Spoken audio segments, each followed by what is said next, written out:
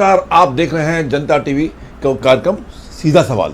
सीधा सवाल के आज कार्यक्रम में सबसे बड़े मुद्दा है 2024 का चुनाव, और 2024 के चुनाव को लेकर के जो उथल पथल राजनीति मची हुई है उसमें सबसे बड़ा मुद्दा है उत्तर प्रदेश की सियासत में। उत्तर प्रदेश धरती में ओम प्रकाश राजभर जी किस तरीके से मतलब भारतीय जनता पार्टी में अचानक उनका गठबंधन हो जाता है, और जो कि भाजपा का जो सर्वे हुआ उस सर्वे में काफ़ी राजभर जी का काफ़ी नंबर हाई फाई दिखाए गए। तो ऐसी स्थिति में ओम प्रकाश राजभर जी का स्वागत है। और इस सीधा सवाल में आपसे मेरा पहला सवाल है कि पूर्वांचल में भाजपा के द्वारा कराए गए आंतरिक सर्वे में पाया गया कि आप क्या वहाँ पे मतलब काफ़ी ग्रीन बेल्ट लहला रही है राजनीति की, तो क्या भाजपा के साथ गठबंधन होने के बाद इस सियासत 24 के चुनाव में कितना लाभदायक होगी, कितना वहाँ पे हरियाली लाएगी?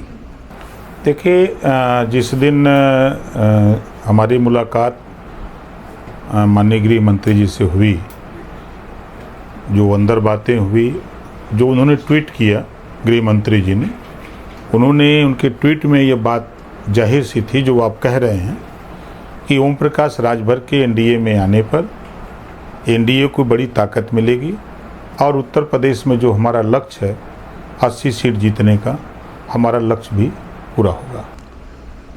तो ये तो आप तो जब पहले कहते थे कि हम भारतीय जनता पार्टी के विरोध में भी गए आप कई बार, है ना, तो अब कैसे आपने तालमेल किया, कैसे स्थापित किया? नहीं, देखिए, छोटी पार्टियों की मजबूरी है जी कि बड़ी पार्टियां जरूरी है। अब जब विपक्षी एकता में हम लोगों की पूछ नहीं हो रही है, बहुजन समाज पार्टी जैसे राष्ट्रीय पार्टी की पूछ नहीं हो रही है, एकलौते नेता बन करके रहना चाहते हैं उत्तर प्रदेश में कि उत्तर प्रदेश में हम ही पिछड़ों के, दलितों के, अल्पसंख्यक के नेता रहेंगे, हमको किसी की ज़रूरत नहीं है, तो ऐसे परिस्थिति में फिर विकल्प बचता क्या है? हमको गरीब, कमज़ोर, शोषित, वंचित, पीड़ित, अल्पसंख्यक, उनकी सुरक्षा के लिए मुझे एक छतरी चाहिए ना, तो सहारा हमको चाहिए कोई ना कोई पार्टी। तो ऐसी स्थिति में जो मौके पर भारतीय जनता पार्टी का जो उद्देश्य है पहले और आज, जो माननीय प्रधानमंत्री जी 2014 से लेके अब तक जो उन्होंने विजन अपना तय किया कि देश का विकास, उसी चीज़ को लेके हम उनके साथ गए भी थे। ऐसा नहीं है, जो चीज़ें थी कुछ बिंदुओं पर हमारा स्टेट लेवल पर हमारी बात नहीं बनी तो मैं छोड़ दिया, क्योंकि हम सत्ता के लिए नहीं लड़ते, हम गरीब कमज़ोर को न्याय दिलाने के लिए लड़ते हैं। तो वहाँ से चले आए। फिर आपने देखा कि जो बात आपने कही कि बीजेपी हमने छोड़ी, तो 22 के चुनाव में 47 सीट पर समाजवादी पार्टी थी, उसको 125 पहुँचवाया और साथियों के सहयोग से। अकेले लड़े थे तो उनकी हैसियत का पता था, और हम लोगों को साथ लेके लड़े तो हम लोगों की हैसियत का भी पता लग गया। अच्छा, आपने जब भाजपा समाजवादी पार्टी से नाता तोड़ा अभी, तो अखिलेश ने आपको अप्रोच किया? नहीं, देखिए, सवाल है कि चुनाव के समय ही हमारी उनकी खटास शुरू हो गई। आगे आपका सवाल आएगा, उसका हम उत्तर दे देते हैं। अभी हमारी उनकी जब तय हुआ कि भाई गठबंधन होगा सीटों के संबंध में, तो 8 महीना दौड़ाया। पहले चरण का जब चुनाव का नॉमिनेशन की डेट आ गई तो मैंने कहा कि अब तो तय कर दो, तो कहें आपका चुनाव तो बाद में है।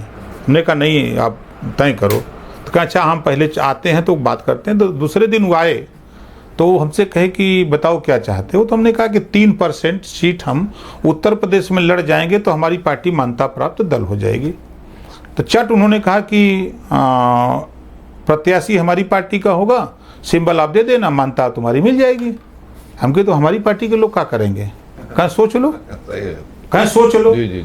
बड़ी लड़ते झगड़ते उसी में संडीला उन्होंने प्रत्याशी घोषित किया। मैं आगे खड़ा होकर कहा नहीं, हमारा प्रत्याशी प्रदेश अध्यक्ष वहाँ पहले से रिहर्सल कर रहा है, वो हारे चाहे जीते लेकिन वो लड़ेगा। अंत में उसी से वहीं से शुरुआत हमारी उनकी शुरू होती है, और अंत में उन्होंने वही किया। 13 प्रत्याशी उन्होंने दिया हमको, उन्हीं की पार्टी के। जब आपको थोप दिए गए, जबरी थोप दिया कि इनको लड़ाना है। हमारी मजबूरी थी, हम आपके साथ अगर हैं तो ईमानदारी निष्ठा से हैं। आप चाहे धोखा हमको दीजिए, चाहे गर्त में ले जाइए, हमसे नहीं, लेकिन हम आपके साथ ईमानदारी से रहते हैं। लेकिन आप तो पूरे तन मन धन से, हमने तो आपकी तमाम रैलियां गई, मैं गाजीपुर भी गया था, जब ज्वाइंट रैली की थी आपने, मैं वहाँ भी गया था, तो मैंने देखा था क्या भीड़ इकट्ठी की थी आपने।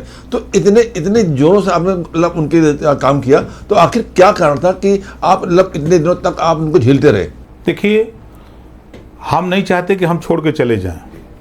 चुनाव हुआ, खटास मेरे दिल में थी, चुनाव संपन्न हुआ, चुनाव के बाद 8 सीट हमारा सहयोगी राष्ट्रीय लोकदल जीता, 6 सीट हम जीते। लोकदल को राज्यसभा दे दिया। हमने कहा कि हमसे पूछे, हमने कहा कि भाई राज्यसभा उनको दिए हो तो हम, अगर मर्जी हो तो दे दो। तो कहने विचार कर रहे हैं, नहीं दिया। फिर कहा MLC दे देंगे, वो भी नहीं दिए। फिर उसके बाद फिर लोकसभा का चुनाव आया, बाई इलेक्शन। मैं ईमानदारी से आजमगढ़ में अपने 300 नेताओं को लेकर के लगा। पूरे उत्तर प्रदेश के समाजवादी पार्टी के बड़े नेता, छोटे नेता, धर्मेंद्र यादव को चुनाव लड़ने के नाते सब लोग आए आजमगढ़।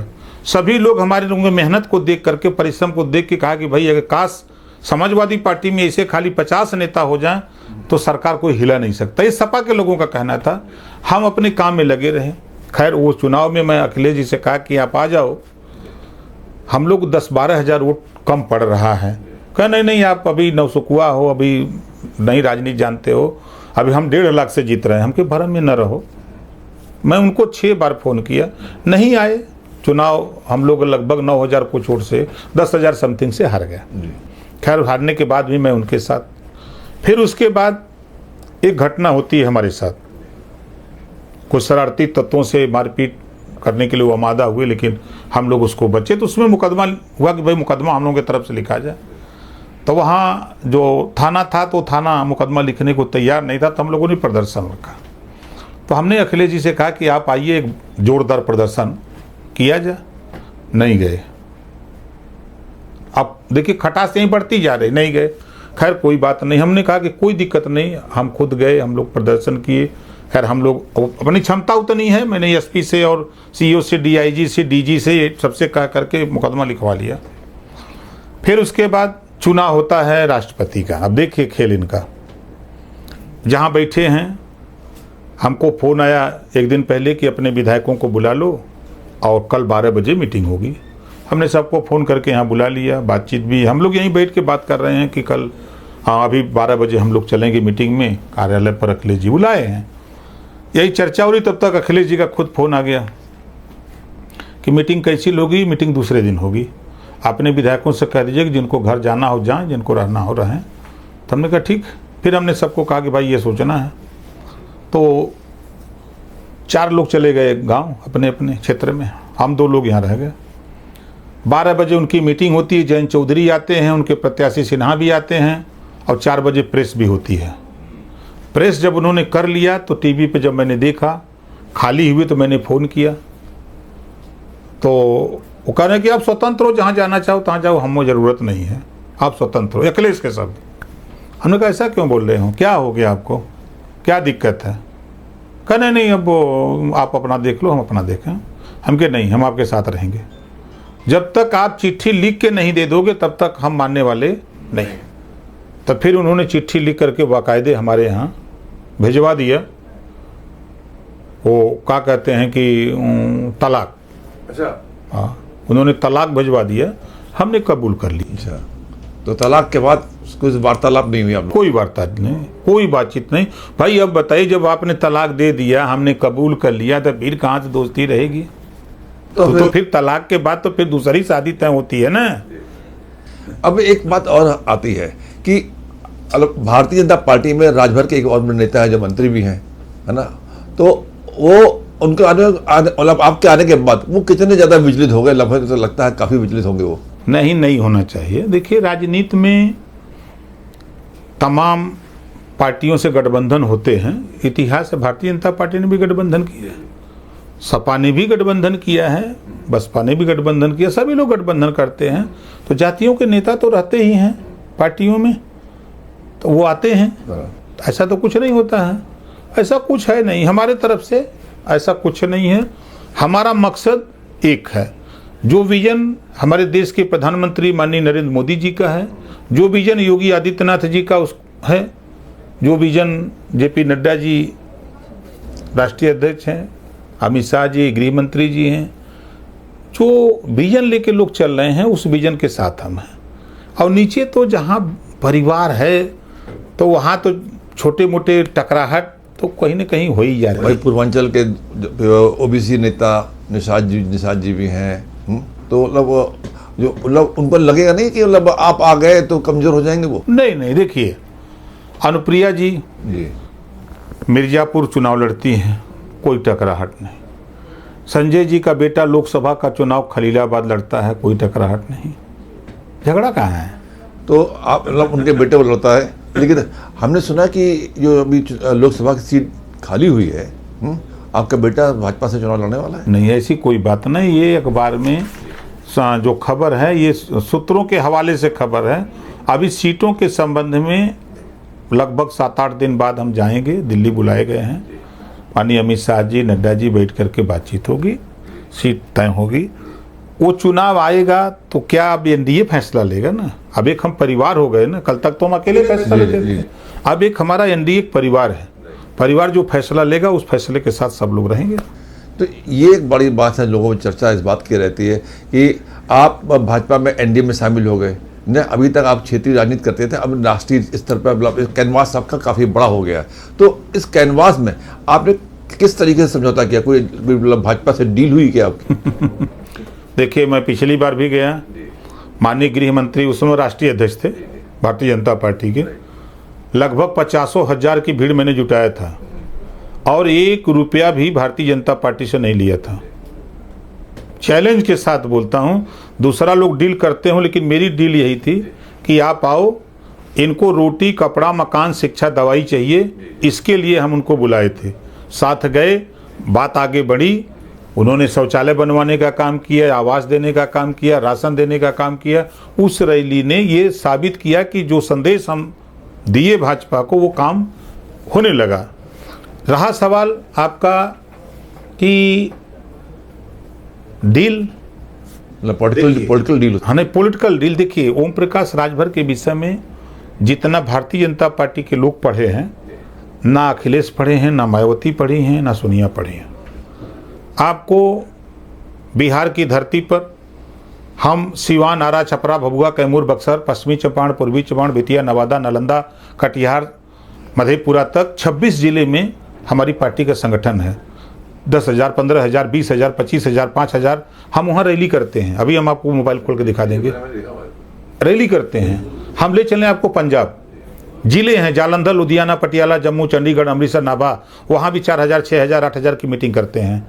हम आते हैं बॉम्बे जाते हैं, नाला सोपारा, दहीसर, गोरेगांव, मलाड, अंधेरी, मरुल पाइपलाइन, चर्चगेट, बीटी, नासिक तक 500 से ज़्यादा मीटिंग हुआ कर डाले हैं। ऐसा ही थोड़ा ओम प्रकाश राजभर को लोग नेता मानते हैं। जाहिर सी बात है, लेकिन आप इतने बड़े मतलब हर राज्य में कर रहे हैं, तो मणिपुरी की घटना में क्यों खामोश बैठे हैं? नहीं, बिल्कुल, जो मेरे सामने बात आई।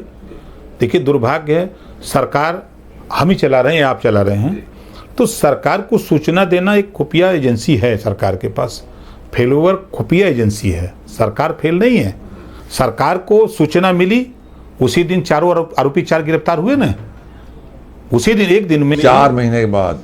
मेरा क्या तात्पर्य, जो सूचना सरकार के पास चाहे विपक्ष के चाहे सोशल मीडिया जैसे मिली, उसके तुरंत बाद एक्शन हुआ ना। तो हमारा कहने का मतलब कि खुफिया तंत्र जो सरकार को सूचना देता है पूरे प्रदेश का, देश का, वो जो सूचना तंत्र है वो कहीं ना कहीं फेलोर हुआ, जो सरकार को सूचना नहीं दे पाया। ये जांच का विषय है। ये घटना की हम निंदा करते हैं, ये मानवता को तार तार करने वाली घटना है। जांच में जितने लोग दोषी मिलें उनके खिलाफ सख्त सख्त कार्रवाई हो, ताकि दोबारा कोई ऐसा साहस न जुटा पाओ इस तरह घटना करने का। अभी आपने बताया था कि आपकी भारतीय जनता पार्टी से मतलब भारतीय जनता पार्टी के पूरे गठबंधन एक बैठक होने वाली है, जिसमें आप अपनी बातें रखेंगे कि आपको चाहिए क्या क्या मांगेंगे आप? देखिए, हमको सरकार बनवानी है, सरकार बनानी तो है नहीं, तो हम हमारे दिल्ली में, मैं पूछूंगा, सरकार बनवानी है, गरीबों की बात करते हैं आप, पेट्रोल के दाम कम कराएंगे, गैस के दाम कम कराएंगे, नहीं कराएंगे, ये बताएंगे? नहीं, देखिए, आप नहीं, आपका सवाल जेन्युइन है। देखिए, अभी तो शादी हुई नहीं तब तक आप सवाल कर दिए कि बच्चा हुआ कि नहीं।